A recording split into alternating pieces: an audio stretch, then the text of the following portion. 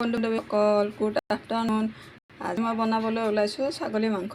গতিকে কেনেকৈনো বনাইছোঁ আপোনালোকক অলপ দেখুৱাই দিম।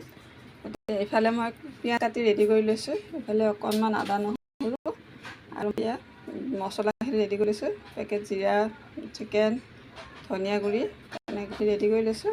এই অকণমান দালচেনি আৰু এয়া মাংস ধুনীয়াকৈ সকলো ৰেডি কৰি লৈছোঁ।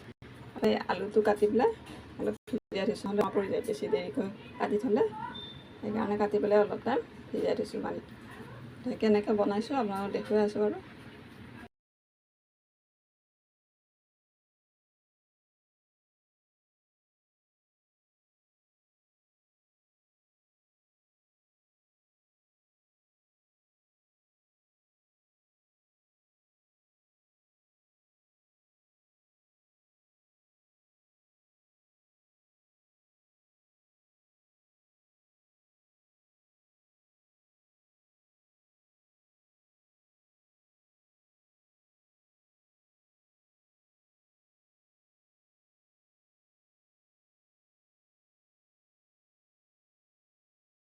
হেল্ল' বন্ধু বান্ধৱীসকল, এইফালে মোৰ পোলাও মাংস ৰেডি হৈ গ'ল।